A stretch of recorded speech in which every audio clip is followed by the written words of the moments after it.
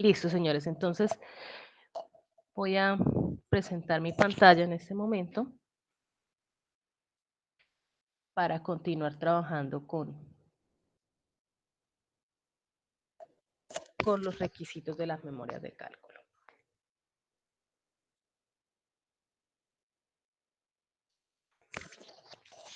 ¿Me confirman, por favor, si estamos viendo la pantalla?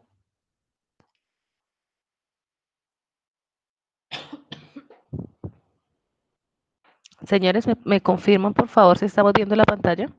Sí, se la siguen ahí, mira. Listo. Bueno, entonces la semana pasada habíamos quedado en el cálculo de la demanda máxima diversificada. Habíamos hablado que nos cambiaba dependiendo del nivel de consumo y que la demanda máxima diversificada estaba o existía básicamente para saber cuál de toda esa demanda instalada pues era el consumo que estaba teniendo un usuario. Por eso nos varía si estamos en nivel de consumo 1, 2, 3, si estamos en un comercio, si estamos en una industria, si estamos en un colegio.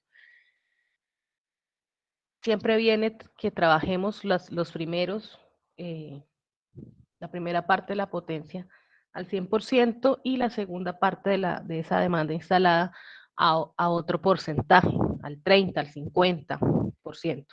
O como en el caso de industria, esta relación de porcentajes será de acuerdo a criterio del diseñador. Esta demanda máxima diversificada la podemos encontrar en las normas de centrales. Yo también se las marqué en el PowerPoint, saqué los pantallazos de las normas de centrales y ahí encontramos donde es que esa relación de porcentajes.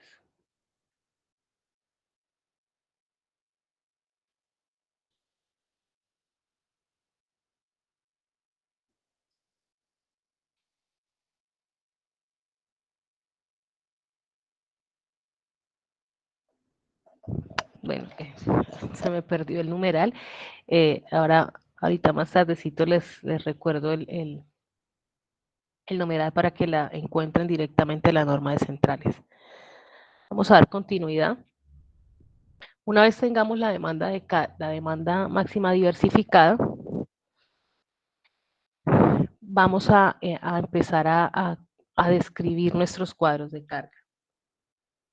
Cuando tengo una sola vivienda, no hay problema, decimos que construimos el cuadro de cargas de acuerdo a los requisitos de la norma técnica NTC 2050, lo construimos como los que ya hemos trabajado en Excel.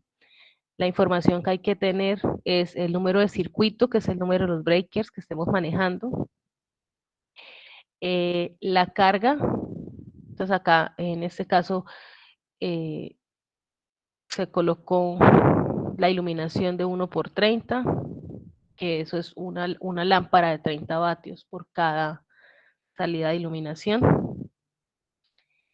Aquí colocaron la descripción acá, lo normal es que la tengamos antes del circuito, o sea, colocamos el circuito, colocamos el cuadro, la columna de descripción. Si queremos la colocamos, si no queremos no la colocamos, pero en el diagrama unifilar que debe ir pegado al tablero de circuitos, esta descripción sí debe estar obligada, ¿vale? Y colocamos pues los elementos, iluminaciones, tomas de 110, tomas de 120, la demanda en potencia, entonces en este caso es monofásica, entonces me dice que está en la fase S. Aquí está sacando pues ya la demanda máxima, la diversificada, el factor de potencia, la fase S en VA, la corriente en amperios, el calibre del conductor, que ya sabíamos cómo lo determinábamos, y la protección. Listo, pero está más organizado este cuadro. Teníamos ya los circuitos, acá pues yo he indicado la descripción hacia un lado, los elementos que estamos conectando, potencia en vatios, factor de potencia en VA, la distribución de fases en vatios, corriente, protección y calibre del conductor.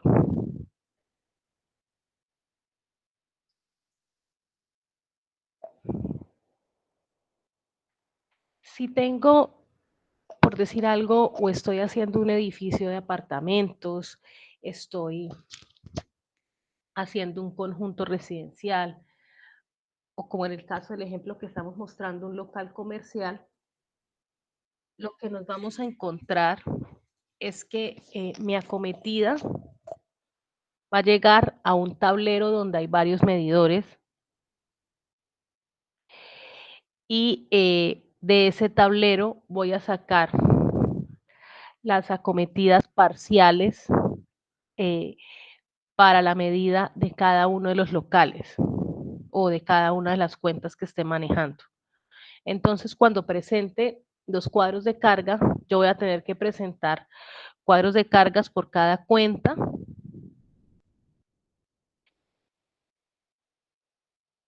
cuadros de carga por cada cuenta que estemos trabajando, que estemos diseñando, y al final tendríamos que colocar un tablero total, un cuadro de cargas de un tablero total.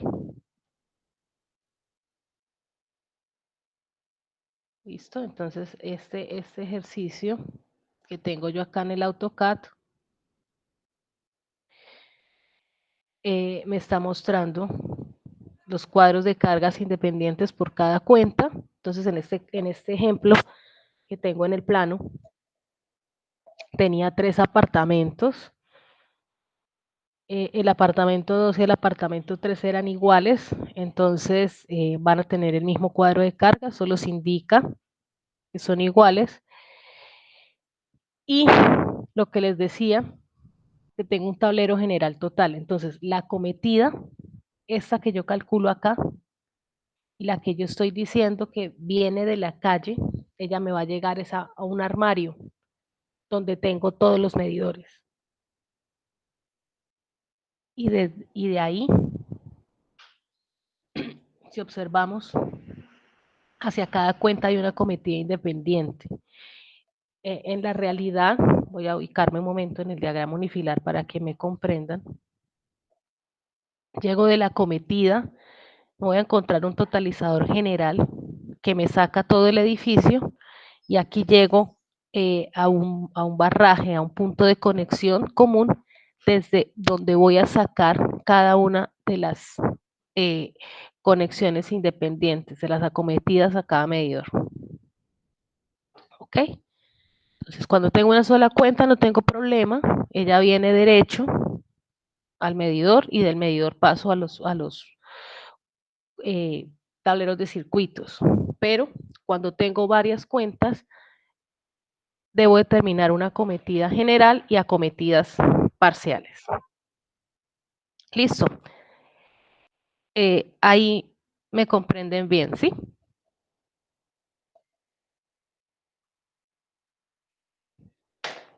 Lo del barraje de los Sí, edificios general. lo de la conexión, ajá. Ah, sí. Ok. Listo, jóvenes. Entonces vamos a continuar con los numerales que nos decía Red. Ingeniera, una pregunta. Sí, En el plano uno tiene que especificar esto, por ejemplo, como tiene ahí, el calibre, cuántos cables, cuánto soporta de corrientes y todo eso. En el plano de AutoCAD. sí, sí, Eric. Porque digamos que las memorias de cálculo es lo que soporta las decisiones que tomamos, ¿cierto?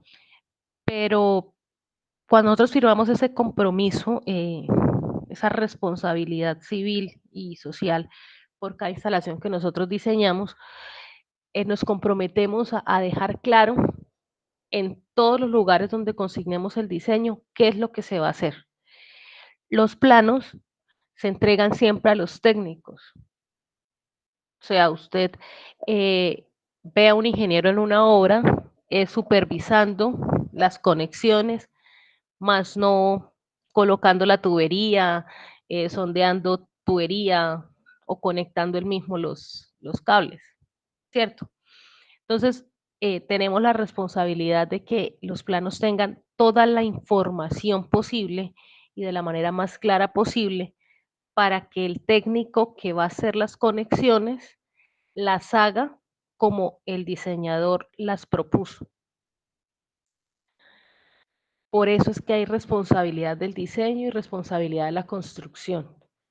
Si usted en el diseño obvió colocar algo y entonces el constructor asumió cualquier cosa y pasa un accidente, civilmente es responsable usted por obviarlo en el diseño y el constructor por hacerlo de la forma inadecuada. ¿Sí me hago entender? Sí, ingeniera.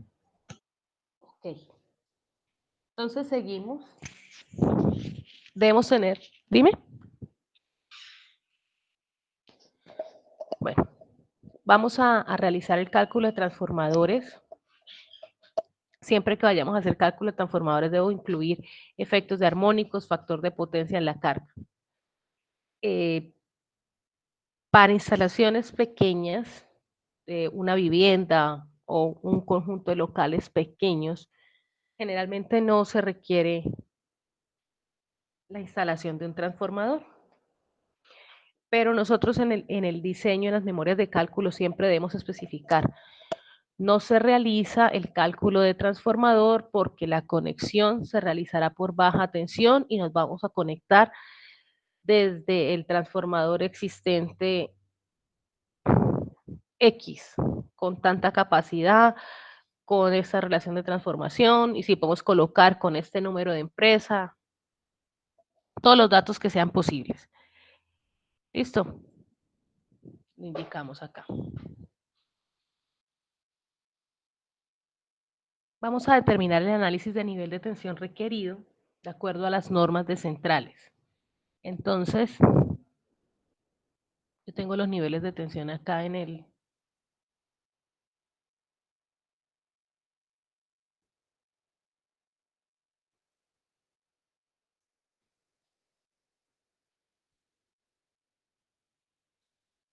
Yo saqué aquí los pantallazos de la norma de centrales, entonces es cuestión de ubicarlos. Entonces, cuando yo hago la solicitud de factibilidad ante centrales, a mis centrales me va a entregar un documento donde me dice, ok, usted se va a conectar en un nivel de tensión 1, en un nivel de tensión 2, en un nivel de tensión 3. Su conexión será eh, bifásica trifilar, su conexión será trifásica tetrafilar y me dice la capacidad instalada. Es decir, yo no puedo pedir 5 kVA trifásicos si no entrego una justificación a la empresa de por qué necesito que sean trifásicos. Porque por capacidad instalada, esos 5 kVA dan para una conexión monofásica bifilar y me da para una conexión de 120 voltios. ¿Vale?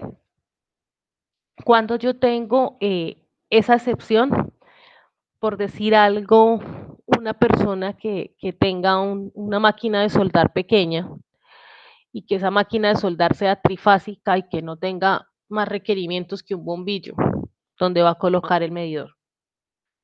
Entonces, cuando hace la solicitud de factibilidad, especifica que esos 5 kVA deben ser trifásicos porque debe alimentar un motor con estas y estas características.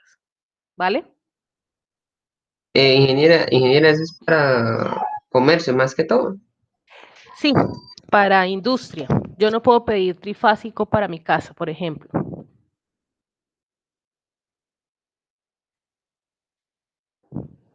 Porque es que, por ejemplo, aquí la vecina tuvo también que ella no tiene, o sea, pues no pidió trifilar, pero sí ya tuvo que especificar que tenía una charcutería y para que le pudieran poner la 220.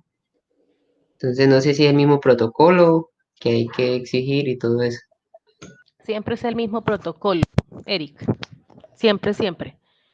Si yo voy a pasar de 110 a 220, yo tengo que decir qué es lo que coloqué de nuevo en mi casa. Puedo decir es que ya mi carga está muy grande y mi única fase ya está muy cargada, entonces voy a colocar, voy a pasarlo a 220 o voy a colocar aires acondicionados, entonces requiero un sistema 220 o refrigeración, o voy a colocar una panadería, entonces los hornos requieren que cambie el nivel de tensión. Entonces siempre se hace el mismo protocolo, pero en términos generales ellos están asociados por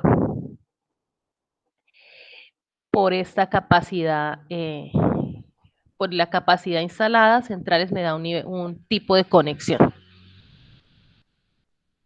¿vale? Ya las que son por media tensión 13.200 y 34.500, aunque ya es por norma general que desde 1.500 en adelante siempre me voy a conectar en 34.5. Si ustedes se dan cuenta, si yo estoy a 1.500 kVA, todavía me puedo conectar a 13.200, ¿cierto? Acá con industria se maneja es dos aspectos. El primer aspecto es que la capacidad de esta red de media, por decir algo, yo estoy a 1.500, pero la red de 13.200 me aguanta, y por donde estoy haciendo mi instalación no pasa ese segundo nivel. No sé si ustedes han visto, por lo menos en la avenida Guaymaral, que pasan los dos niveles, el nivel de 13.200 y el nivel de 34.5. O sea, si ustedes miran hacia arriba, cuando ven las líneas de media tensión, no ven solo 3 cuerdas, sino deben ver 6, porque tengo los dos niveles. Entonces se llama siempre primer nivel, segundo nivel. Esta línea 34.5 no atraviesa toda la ciudad. Está en sitios específicos como zona industrial, pues acá en la avenida Guaymaral está por el hospital y por la universidad, que está conectada a 34.5, pero no está en toda la ciudad. Entonces, eh, que a mí me asignen como industria o el uno o el otro, en una parte depende de si existe esta línea 34.5, depende de qué tan llena, si existen los dos niveles, tengo espacio acá, o sea, no está muy cargada la línea de media, me puedo conectar de ahí. Y en tercera medida, el requerimiento que yo tengo adentro de la instalación. Ya después de previos, por ahí en 15 días, que empecemos a trabajar el diseño industrial, ya vamos a ver un ejemplo, que es un ejemplo real de una subestación de una laminadora de vidrio en Villa del Rosario que yo trabajé. Ella tenía capacidad de 1.500, de 1.25, 1.250 kVA, y nosotros nos tuvimos que conectar a 34.5, a pesar de que el transformador estaba por debajo de esto. ¿Por qué nos conectamos a 34.5 en ese caso especial? Porque el horno que íbamos a instalar en la empresa necesitaba un nivel de tensión de 440 voltios, y el transformador lo traíamos desde Medellín, porque la empresa operaba en Medellín y se había trasladado a trabajar acá a Cúcuta. Entonces, ellos trajeron el mismo transformador que tenían allá, y ese transformador tenía una relación de 34.5, 440. Entonces, con esas circunstancias específicas y especiales, nos fuimos a centrales y les pedimos que nos dejaran conectar por la línea de media a 34.5 desde el segundo nivel. Entonces ahí toca hacer unas adecuaciones técnicas que ya cuando empecemos el diseño industrial, pues ya les mostraré cómo son ese tipo de conexiones. Ingeniera, tengo dos preguntitas. Sí, lo escucho. Una, por ejemplo, lo que usted explicaba, lo del nivel 3. Si llegaba el caso, por ejemplo, no sé si aquí en donde yo vivo pase ese nivel. Sí conozco el nivel 2 que por acá pasa, pero el nivel 3 pues no tengo conocimiento. Pero, por ejemplo, que llegue una empresa en el cual necesite ese, ese tipo de voltaje por el transformador que tiene, ¿cómo sería? O sea, ¿instalarían o pasarían la red hacia acá? ¿O cómo sería la...? Bueno, ahí el protocolo es el siguiente. Centrales le va a decir, sí se puede conectar de 34.5, pero usted tiene que construir la línea de media de 34.5 desde este tramo hasta, hasta este tramo. Eso implica que seguramente al usuario le va a tocar comprar postes de media, poner estructuras, hacer el tendido. Pero hay una eventualidad con eso. Si pasado mañana Centrales, bueno, y el usuario es el dueño de esas redes, pero cuando el usuario ya está funcionando a los 3 meses, llegó otro usuario a conectarse 34.5.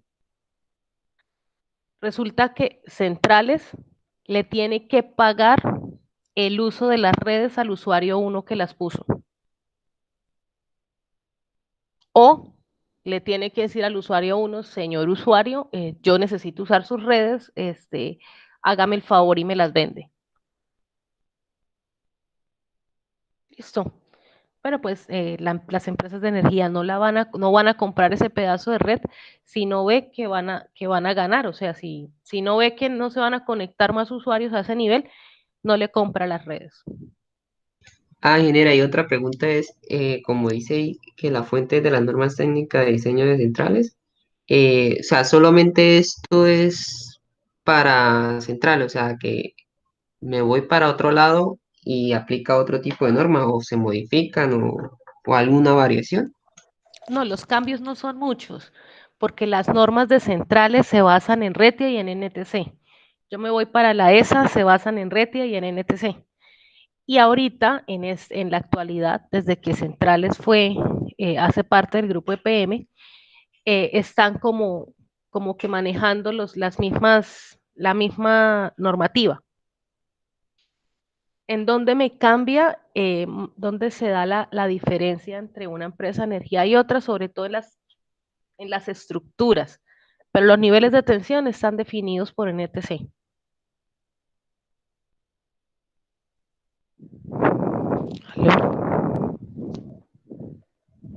¿Sí me escuchaste, Eric?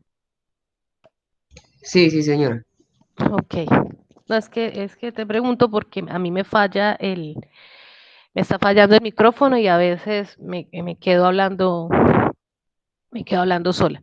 Entonces, respecto a las normas, nosotros nos guiamos porque Centrales se basa es lo que nos obliga para conectar, pero hay aspectos como los niveles de tensión, como la metodología de cálculo de regulación de pérdidas de potencia, que ellos están establecidos desde los niveles superiores, o sea, desde la NTC, que es la que aplica para todo el país. Y los cambios que tenemos en normativa de una empresa de energía a otra son más que todo en la parte de estructuras y tipos de armarios y eso que admiten dependiendo de las fachadas. ¿Ok? Ok, ingeniera. Listo. Entonces, listo, ya sabemos cómo hacer el análisis del nivel de tensión requerido. Las distancias de la semana pasada, eh, básicamente hay que decir que debo respetar la calzada, debo respetar la altura. Entonces, si esta es mi acometida aérea, la altura de la acometida al piso a la vía peatonal debe ser de 5.5 metros. Y bueno, pues en este ejercicio no aplica, pero en el caso de tener el poste en frente de mi casa sobre la misma andén, debo asegurarme la distancia de 3.3 metros o de 3.5 metros desde la parte más salida de la casa. O sea, si el usuario se para en el balcón, hasta poder tocar la cometida debe tener 3.3, 3.5 metros de distancia. Porque, pues como el nombre lo implica, lo que quieren asegurar es que los usuarios no puedan acceder a las líneas para no tener accidentes y también pues para evitar fraudes. Listo. Aunque así es verdad, los colombianos somos muy astutos para este tipo de cosas. Cuando Centrales hizo los cambios de la red abierta a la red trenzada para evitar los cuelgues, se hablaba de que las loncheras, estas cajitas que están en la parte de arriba de los postes, se ¿La llamaban caja de distribución? la caja de distribución, las llamaban las cajas antifraude y que nadie las podía abrir y que nadie las podía violar. Creo que duró por ahí un año antes de que aprendieran a abrirlas y a sacar desde acá mismo los cuelgues. Entonces, cuando yo estuve trabajando en el Piense, con pérdidas de energía, se veían unas cosas increíbles y unos fraudes, unos cuelgues en urbanizaciones estrato 5 y estrato 6 que son de no creer porque pues, se supone que son la gente con más recursos, ¿no? Y los que más roban energía, curiosamente. Entonces, pues no termina siendo tan cierto. Los colombianos tenemos mucho talento para muchas cosas, pero muchos terminan usándolo para hacer lo que no deben, lamentablemente. Entonces, eso respecto a las distancias de seguridad. Mira, aquí vamos viendo una vez que en el plano las debo indicar. ¿Sí ven? Dibujo el predio, la cajita medidores o la caja donde va mi medidor, la tierra, el tubo con el capacete, la línea de la cometida y el punto de conexión.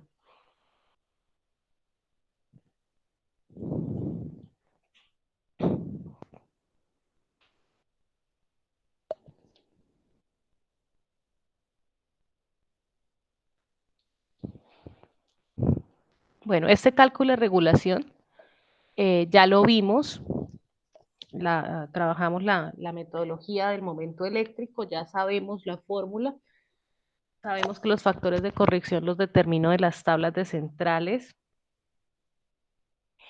que el KG es una constante de regulación generalizada al conductor, que también están las tablas de SENS, el voltaje línea al cuadrado y el momento eléctrico, que es el resultado de multiplicar la carga máxima instalada por la distancia de la línea del conductor que voy a pasar.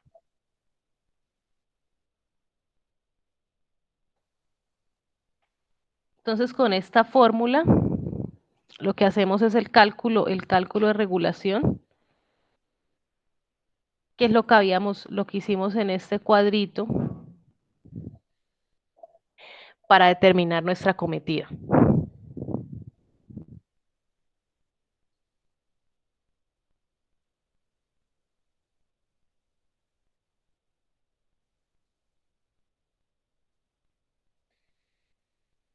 También vamos a un cálculo adicional que se agrega a nuestro cuadrito de cálculo de acometidas, el de pérdidas de potencia, y lo hacemos con la metodología que está establecida en las normas de centrales.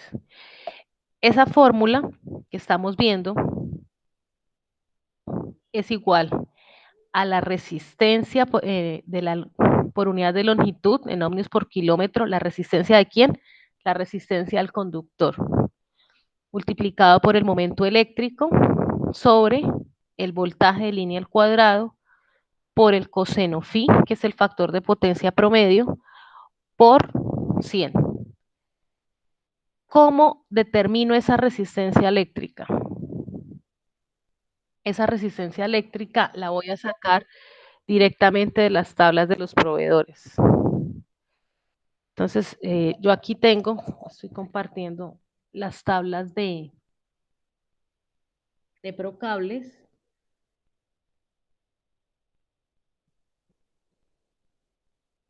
Entonces, se me ve pequeña la imagen de la tabla. Pues no sé si alcancen a ver ustedes en pantalla.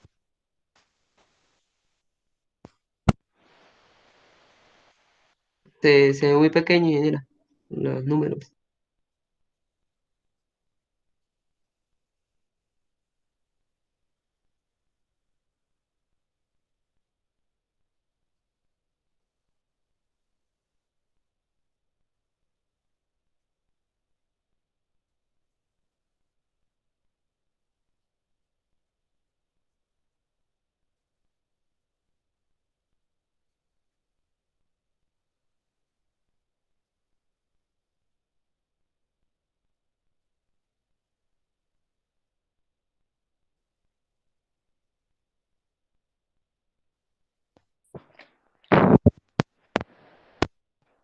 Aló, hola.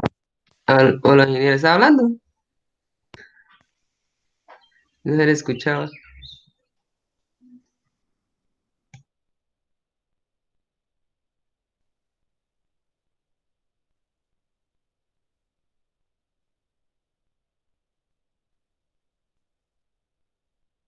Aló, ingeniera,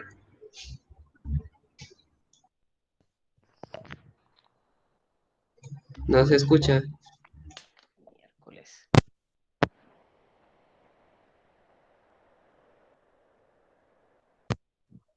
Hola, hola, Ahora sí, ingeniera. listo. Estamos viendo acá los valores de capacidad de corriente, temperatura del conductor de 60 a 90 grados centígrados, temperatura ambiente 30 grados centígrados, o sea, eso nos aplicaría acá en Cúcuta. Eh, los calibres, miren que las protecciones, y me sirve esta tabla de Procables. ¿Sí me están escuchando bien? Sí, sí, sí, le escucho bien. Ok. Cuando yo compro los calibres, debo mirar siempre el número. Ellos en su aislamiento, en su encauchetado, por decirlo así, ellos tienen unas letras. Entonces siempre es 14 AW, AWG, TW. ¿Qué significan esas letras? La protección. Entre más letras tenga, está más protegido a temperatura. Entonces, si voy a estar, pues normalmente uno siempre compra el THHN o el THWN para instalar, pero el THW o el TW los pudiera utilizar para una vivienda porque no tengo, digamos que situaciones de altas temperaturas en una casa. Salvo el exterior, que por estar expuestos al aire libre y al sol, ellos van a tender a tener más altas temperaturas. Entonces ahí sí podría usar o el THW o este de 90 grados. Lo normal es usar el de 90 grados, pero por norma es admitido los otros. ¿Ok? Ay, se dañó esto otra vez. Hola. Ingeniera, una pregunta. Ese cableado es para lo que viene del transformador hacia acá, hacia la casa, ¿sí? O sea, de la Para, caja de distribución. sí, pero Eric, realmente es para todo. O sea, yo puedo colocar el THWN en la cometida y adentro de mi casa usar THW. Hola. O sea que el AWG no. No, AWG significa que es cable de cobre. Las T's son el aislamiento que tiene el cable de cobre. Entonces acá me da el calibre en AWG y las T's son el recubrimiento que tiene el conductor. Ah, ok, ingeniera, ya la entendí. Vale.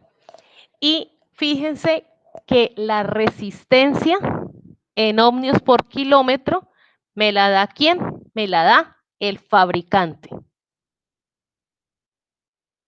Entonces, yo tomo el valor de resistencia, entonces para el número 8 voy a tomar el valor de 2.10 ohmios por kilómetro para venirme luego acá a la fórmula de pérdidas de potencia y reemplazo acá esta R que me la entrega el fabricante.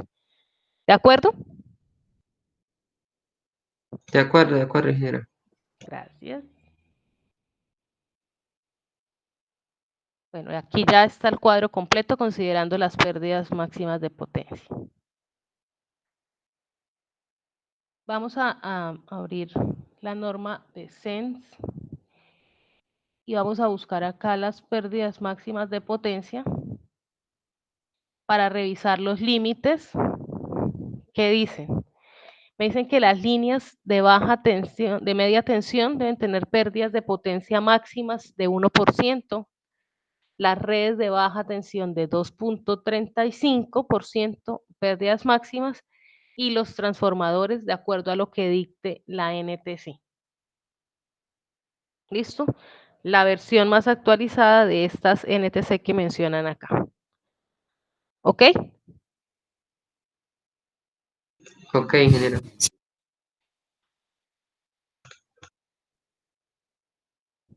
Bueno, esta parte, bueno, aquí ya empezamos a ubicar que no voy a colocar apoyos de baja tensión porque solamente me voy a conectar de un poste que está existente, saco la cometida hacia mi medidor. Entonces, no necesito diseñar esos apoyos en baja tensión.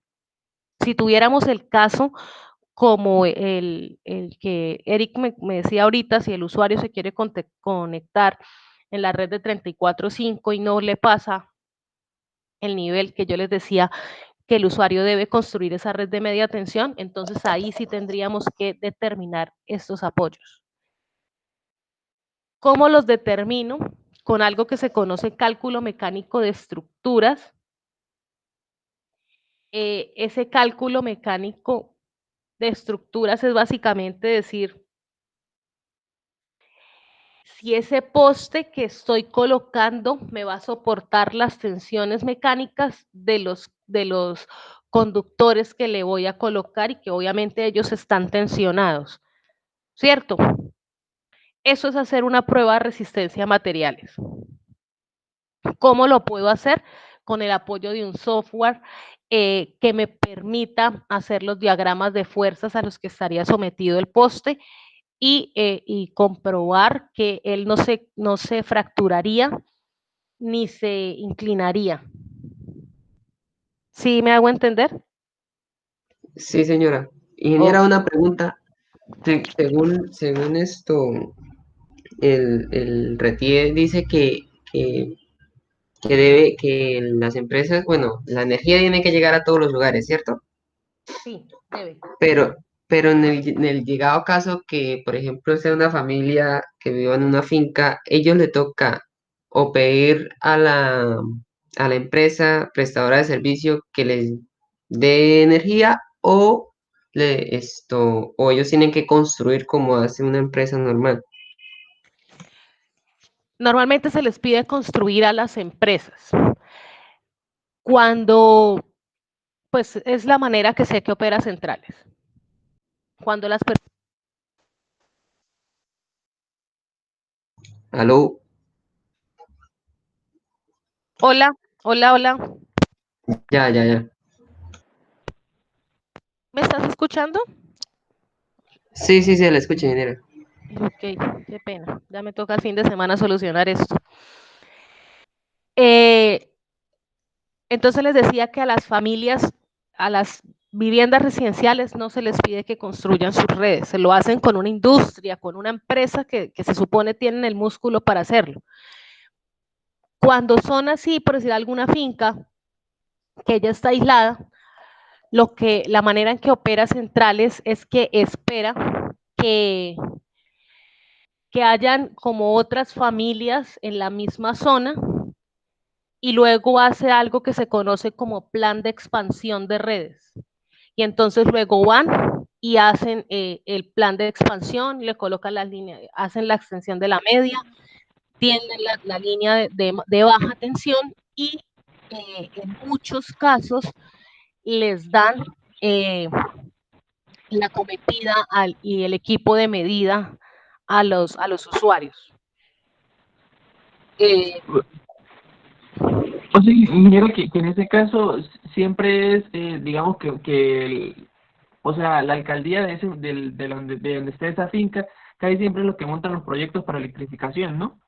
Sí, así es, porque pues las alcaldías van avisando que ya su municipio está creciendo hacia cierta zona y que necesitan la expansión de las redes. Lo mismo pasa en las zonas urbanas, ¿no? Ustedes saben, por lo menos en Cúcuta, muchos barrios hace unos 8 o 10 años eran considerados invasiones, pero hoy en día ya son urbanizaciones muy bien constituidas. Entonces, se fueron a plan de expansión de redes y Centrales fue y les hizo el tendido eléctrico. ¿Qué pasa? Ellos no lo hacen a una vivienda, pero sí esperan a que hayan bastantes usuarios, ¿cierto? Hay zonas a las que es muy difícil el acceso de llegar con todo lo que implica cargar postes, cargar transformadores, cargar los carretos de cable de aluminio, los herrajes que son tan pesados. A esas zonas a las que es difícil el acceso son las que en la actualidad el Ministerio de Minas y Energía y la Unidad de Planeación Minero Energética están viendo la forma de alimentarlos con microredes en corriente continua con energías renovables. Esos proyectos hacen parte de esa transición energética que está haciendo el país. Entonces, un profesor de la maestría nos decía que siempre se dijo que Tesla le había ganado a Tomás Alva Edison por la corriente alterna, pero que en la realidad, hoy en día, la actualidad nos lleva a que las energías renovables nos hagan construir pequeñas redes en DC. O sea que al final de cuentas los dos tenían razón y que hay zonas donde yo no tengo que transportar a tantos kilómetros la energía, la corriente, y es más segura y es mejor hacerlo en continua. Entonces, es un tema interesante, de pronto los ponga a leer algo de redes en DC en algún momento de este curso. Es un tema súper interesante y súper actual, y es el futuro de las redes eléctricas. O sea, la electrónica de potencia es hoy en día el área de mayor desarrollo de la ingeniería electromecánica. Entonces, a mí siempre que me llaman egresados y me preguntan en qué los aconsejo que se especialicen, yo les diré siempre en electrónica de potencia. Es el futuro, lo que les va a dar, porque todos esos procesos de transición de energía requieren muchísimo eso. Entonces, bueno, ya sabemos cómo determinamos los apoyos. Los herrajes, ¿qué se considera herraje? Herrajes son cada una de las estructuras, por lo menos esto, hablaríamos que es una abrazadera que me está sosteniendo unos aisladores. Listo, todo esto metálico que yo le coloco al poste para sostenerme los aisladores o unas crucetas se llaman, que son unas barras grandes que ustedes pueden observar en la parte superior de los postes, que me sostienen aisladores y los cables de media tensión, o las sillas que tienen los postes donde se sostiene el transformador, donde siento los transformadores, todo eso se llama herrajería. Entonces, a eso es a lo que hago referencia, donde digo qué tipos de herrajes voy a utilizar.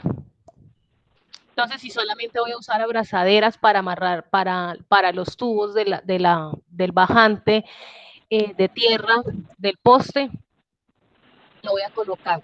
Si solo voy a utilizar grapas de suspensión para el cable trenzado en la lonchera o en la caja de distribución donde hago las conexiones, de especificar que solamente voy a utilizar ese tipo de grapas. Entonces acá simplemente los menciono, y si tuviera apoyos de baja tensión, eso ya lo vemos la semana entrante, tendríamos que hablar sí o sí de la estructura y todas esas partes de la estructura de baja o la estructura de media que, que la componen. Entonces ahí yo ya diría que si tengo la estructura tipo bandera, que si tengo una estructura en T, y empiezo a hablar de las dimensiones de cada raje. Pero pues ese es un tema que vamos a abarcar la próxima semana.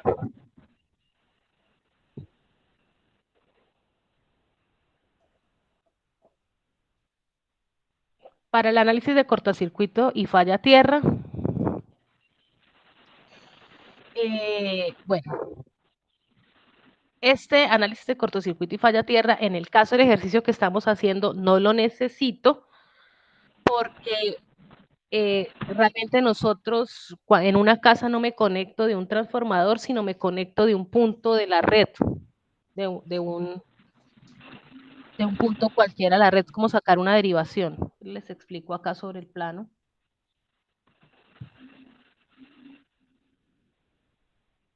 Este sería mi transformador y todas estas líneas rosadas es mi circuito. Si yo voy a sacar mi acometida del transformador existente directamente hacia mi predio, debo hacerle cortocircuito y falla tierra. Pero si yo estoy conectada desde un poste cualquiera donde hay una caja de distribución y de donde puedo sacar varias acometidas, no debo hacer ese ítem. Entonces simplemente o no coloco el numeral o digo que no aplica. Ya cuando empecemos a trabajar con las instalaciones industriales, ya trabajamos en este cálculo, ¿vale?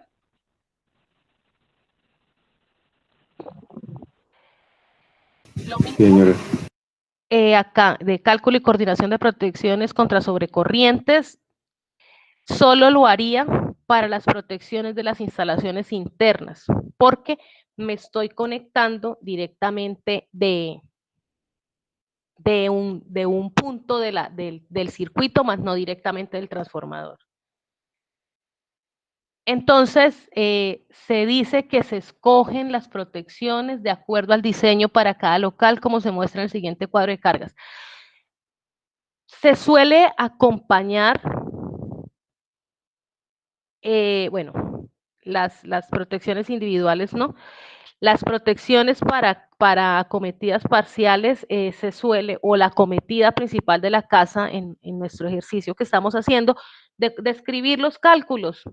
O sea, decir que la corriente es igual a, usamos pues el mismo cálculo que estamos usando acá en el cuadro de cargas, ¿vale? Con los voltiamperios y el nivel de tensión del sistema. ¿Listo? Entonces sería la potencia en voltiamperios dividido por el nivel de tensión y voy a tener la corriente.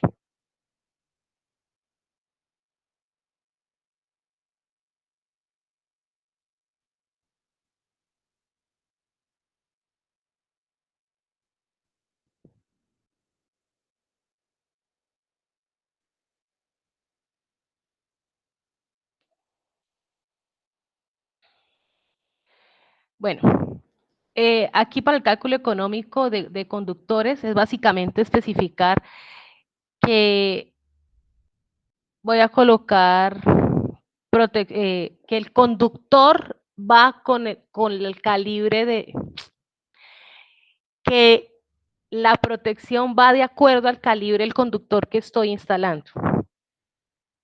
Entonces, si es 15, voy a trabajar conductores de 12 o de 14. Si tengo en 20, puedo trabajar conductores de 12 o de 10. Si tengo 30, son conductores de 10. Si tengo 40 amperios, son conductores de 40. Entonces, es simplemente colocar eso que estamos haciendo, ir especificando el aislamiento que tiene el conductor y la temperatura que soporta y decir que me están cumpliendo las normas.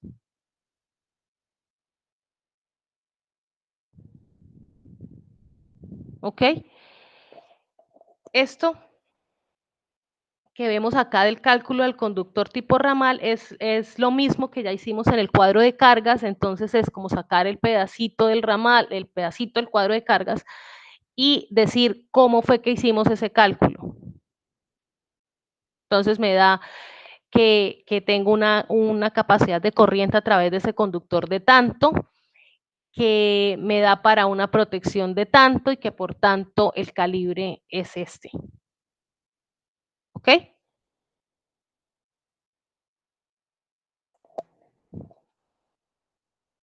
Ok, genial.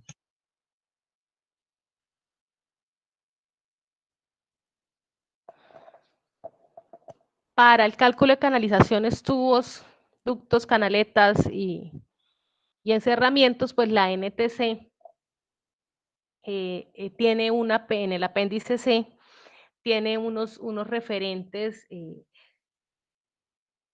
de ocupación del número de conductores. Sin embargo, algunos fabricantes también me entregan esas tablas donde me dicen la capacidad de corriente por número de conductores en ducto. Entonces, simplemente aquí lo que hago es marcar que estoy cumpliendo la norma. Los fabricantes dan esos datos de acuerdo a la norma. Entonces, lo único que hacemos nosotros es decir que basados en la norma se realiza la selección del tamaño del conductor en pulgadas y el anexo serían los planos de los locales. Entonces, que si tengo un tubo de media, una tubería de 1 pulgada, puedo meter 3 conductores número 8. Pero que si tengo una tubería de media, voy a meter 3 conductores de número 8, ya no me cabrían porque, bueno, o me pueden caber, pero me quedan súper acosados y eso implica que vaya a tener efecto Joule y vaya a tener esas pérdidas por temperatura. Entonces, esas tablas, que se las dejo acá en mención, ustedes tienen este documento, básicamente lo que me está diciendo es, dependiendo de la cantidad de ductos, de conductores que usted quiera pasar por ese ducto, esta es el tamaño de la tubería que usted debe utilizar.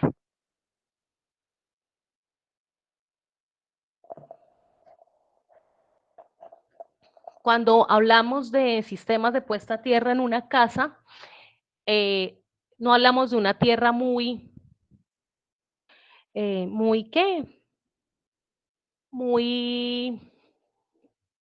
grande.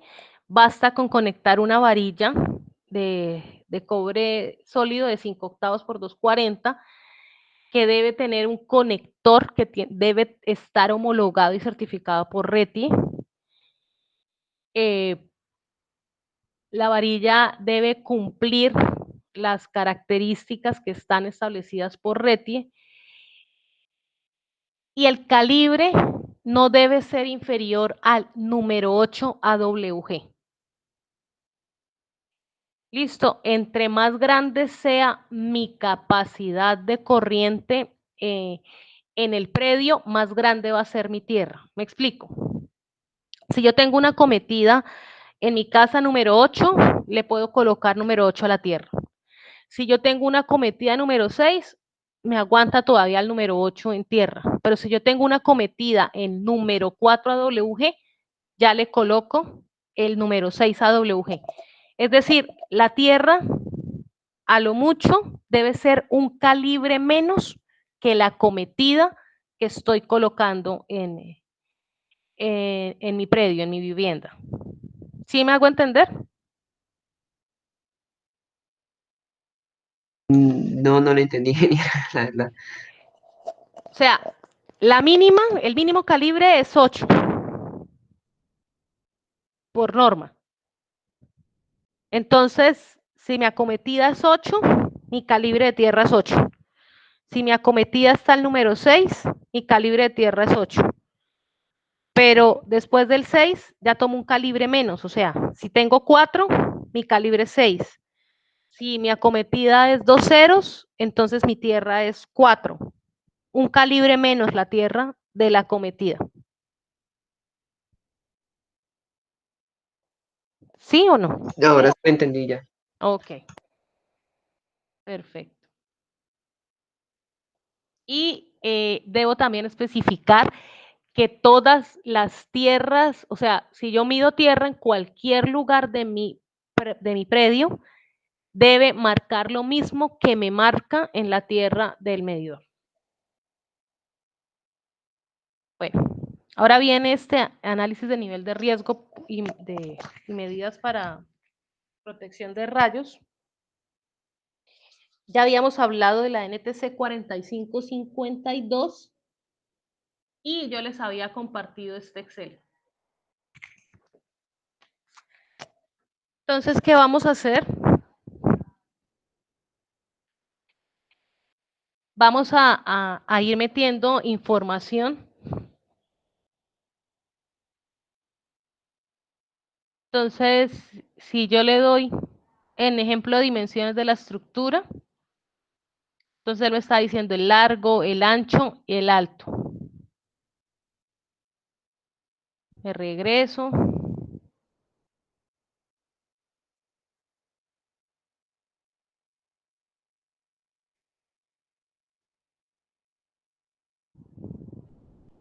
Digamos que tenemos una estructura de 6 de largo por 11 de ancho y por 9 de alto. La altura máxima de la estructura, si no posee partes sobresalientes, no voy a marcar nada. Una parte sobresaliente es por decir alguna iglesia que tiene un pico, o si yo tengo una vivienda que es de un solo piso, pero tengo un tanque y el tanque es alto, el tanque del agua es muy alto, entonces debo marcar eso que sobresale del techo de la casa. Listo, entonces para este caso lo vamos a hacer sin estructura sobresaliente, que es lo normal para una vivienda. Entonces él automáticamente le quita acá y me dice que la altura máxima es la altura de la estructura. La densidad por rayos para Cúcuta es 1.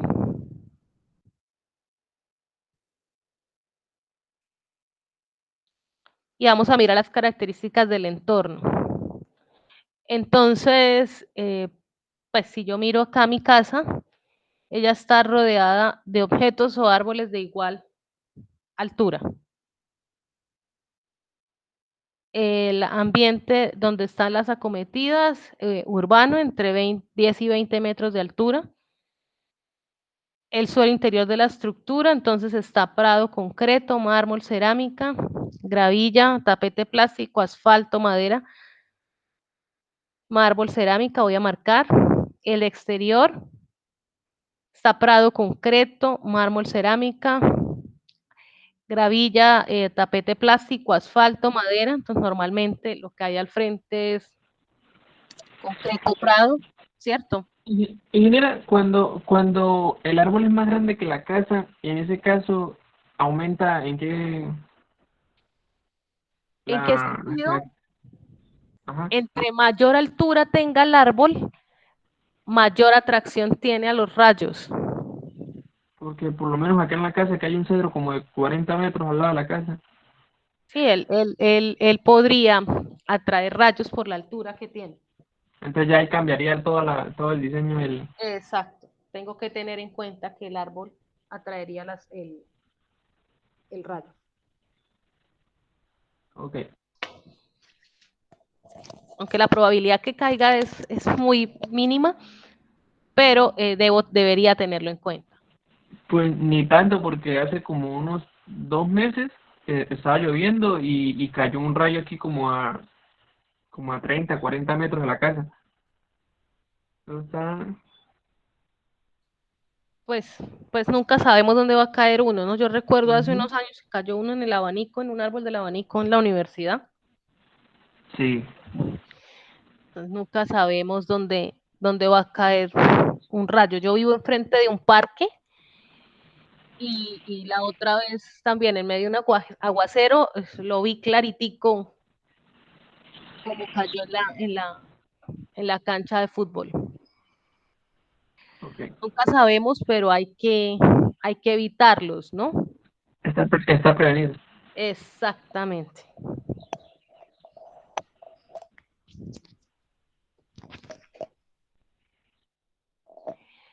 Bueno, estas acometidas de servicios, ya voy a hablar que esta de servicios la voy a tomar como la acometida eléctrica. Entonces me dice, marque si la estructura a proteger tiene una estructura adyacente donde proviene la acometida. Entonces, adyacente es por decir algo, si estoy si están en el mismo andén de mi casa y está al lado o está en todo el frente de mi casa. Ya no es tan adyacente si está cruzando la calle. ¿Listo? Tiene que estar en la misma, en el mismo andén o sea, o estar muy pegada a la vivienda para que me garantice algún peligro. ¿Sí me hago entender? Ay, se dañó. ¿Sí me están escuchando o se me dañó esto otra vez? Hola. No, sí, sí, Nera, la escucho. Ok. Entonces, podemos mirar. Entonces, esta sería la estructura a proteger y esta sería la estructura adyacente. Entonces, si yo digo que sí tiene la estructura adyacente, entonces lo que empiezo a decir, mira, por lo menos aquí puedes marcar, eh, no, porque ese es el árbol. Aquí ya hablaríamos de un poste. Entonces, digamos que sí pongamos un poste de 14 metros, uno de media.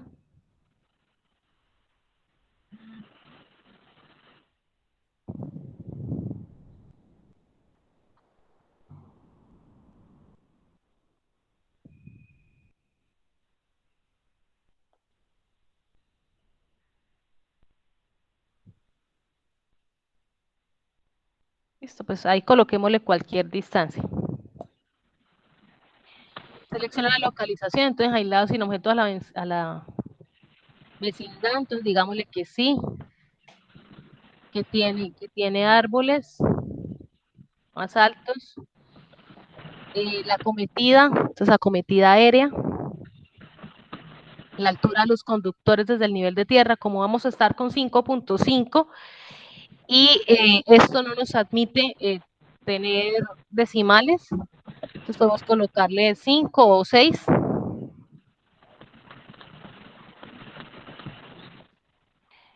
La localización, entonces aislado en la cima de una colina, rodeado de árboles, objetos más altos, rodeado de árboles de igual o menor altura. Eso es cuando el cablecito que viene queda montado en la copa de los árboles, ahí, lo que debo marcar. La longitud de la acometida.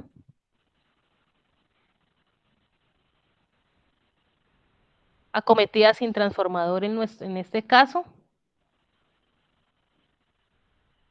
La resistividad al suelo, voy a dejar el valor por defecto. Ustedes también pueden trabajar el valor por defecto, ya que no tendríamos pues el telurómetro para tomar el dato real. ¿Cierto? En la realidad deberíamos tener la medida de la resistividad para marcarla, o en su defecto colocar la resistividad del terreno que debe tener una puesta a tierra que me indica el RETI.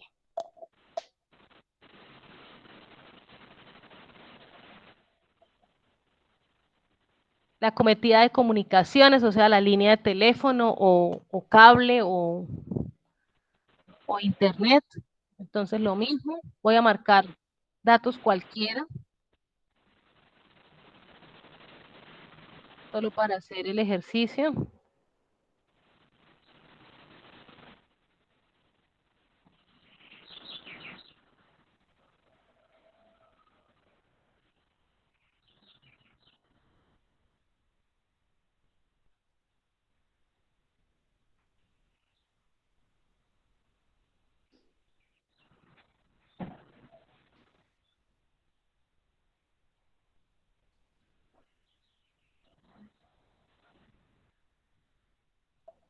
Entonces, si tengo otro tipo de acometida, si no tengo, pues marcamos 0 en todo.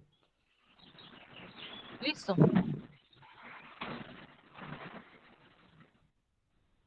Acciones preventivas frente al rayo.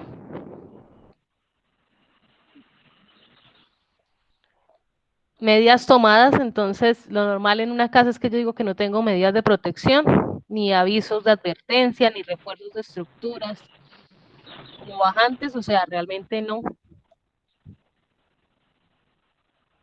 No tengo, lo máximo que podremos tener es una equipotencialización efectiva del nivel del suelo, que es básicamente que todas las tierras de mi casa estén conectadas, estén equipotencializadas.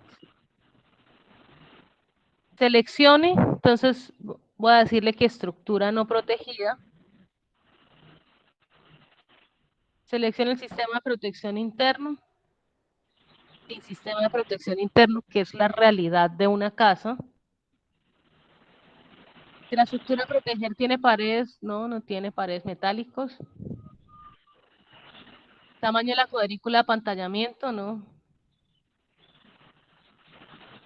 Le marcamos el mínimo. Acá le marcamos tipo de cableado interno sin apantallamiento.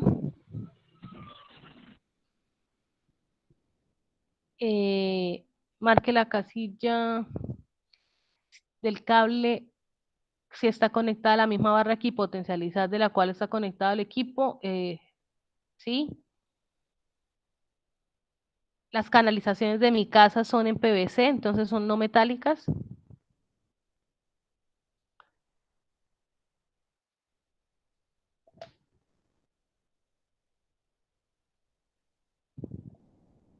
Acá vamos a dejar siempre este nivel de protección en 1000.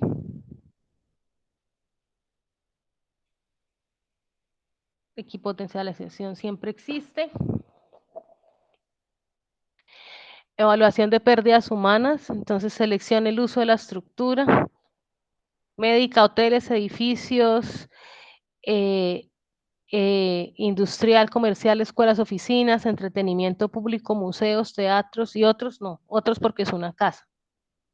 Marque si pueden haber personas expuestas a tensiones de paso y contacto dentro de la estructura, fuera de la estructura o en ambas. Digamos que afuera, pérdidas por sobretensiones en las instalaciones con sistemas eléctricos críticos. Es en una casa, una vivienda, se considera un sistema eléctrico o electrónico no crítico. Riesgo de fuego mínimo. Esto me varía dependiendo de si estoy en una industria, si estoy en un edificio, si almaceno oxígeno, si en mi casa de pronto hay un paciente que requiera el respirador artificial y tengo botellas de oxígeno, todo lo que pueda ocasionarme algún tipo de explosión o si almaceno eh, elementos inflamables, entonces aquí es donde marco el nivel de fuego. Entonces voy a marcarle mínimo. Según las medidas de prevención para las consecuencias de fuego, no tengo medidas sin situación especial de peligro o riesgo. Pérdidas de servicios esenciales, gas, acueducto, suministro de potencia. digamos que suministro de potencia, pérdida de herencia cultural, irreemplazable, entonces voy a decir que no, no tengo y voy a marcarle un riesgo eléctrico. Él aquí me está entregando y me está diciendo que los niveles de riesgo con las características de la estructura que yo le di son valores tolerables, por lo tanto, que sin medidas de protección tengo el riesgo controlado. ¿Cierto? Esta hoja de NTC que está con la metodología de la NTC 4552 me permite como empezar a jugar si requiero o no requiero la protección. Listo.